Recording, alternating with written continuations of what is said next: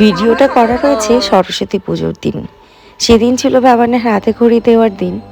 যথারীতি আমাদের বাড়ির এখানেই দিতাম, কিন্তু এখানে পুজো হবে না বলে বাবানকে নিয়ে আগের দিন থাকতেই আমি চলে গিয়েছিলাম বাপের বাড়ির ওখানে।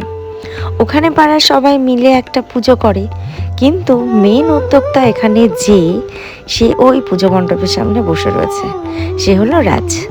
ও ছাড়া এই পুজোটা মনে হয় আমাদের সবার কাছেই একদম অসম্পূর্ণ থেকে যায়। ও না হলে পুজোটা হয়তো হবেই না, যদি ও উদ্যোগটা না তোলে। তো ওই যে বসে রয়েছে রাজ, পুরো বলতে গেলেই পুজোর ক্রেডিট পুরোটাই ওর। তো সেদিন ছিল বাবানের হাতে খড়ি দেওয়ার দিন, সরস্বতী পুজোর দিনকে। তো ওই জন্য চলেই গিয়েছি ওখানটায়। আর এইদিকে সবাই পুজো দিতেও বসে গিয়েছে।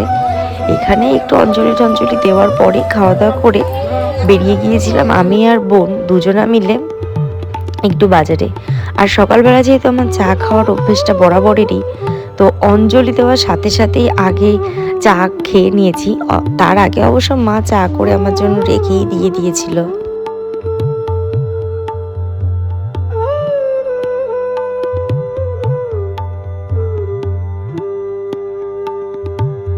সরস্বতী পুজোর পরের দিনই ছিল আবার বাবানের জন্মদিন।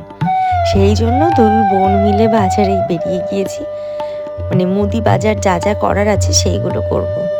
আর এইদিকে আমার পরিপাখিটা মাম্মাম আর দিদুন দুজনের মাঝখানে বসে রয়েছে। যেহেতু ওকে নিয়ে না খুব একটা ঘুরতে যাওয়া হয় না।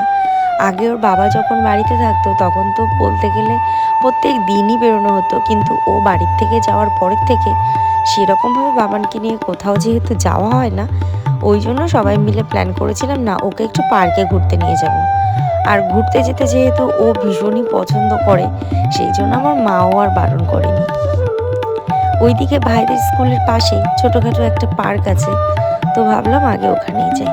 তো প্রথমেই গিয়েছিলাম ভাইদের স্কুলে, নতুন বিল্ডিংটার ওখানে গিয়ে একটু পুজো টুজো দেখে টেকে তারপর চলে এসেছি পার্কে। আর এইদিকে বোন করছিল একটু ফটোশ্যুট, তো আমি ফটোশ্যুটগুলো করে দিলাম। তারপর ওই ঘোড়া আর কি, বাবানের ঘোড়া মানেই হলো আমাদের ঘোড়া। আর এই নৌকাটা দেখে তো বাবানের বড্ড পছন্দ হয়েছে। এবার তুমি উঠবে তো অন্য কিছুতে? বোটে উঠবে, চলো চলো চলো আসো। মাংকি দাদা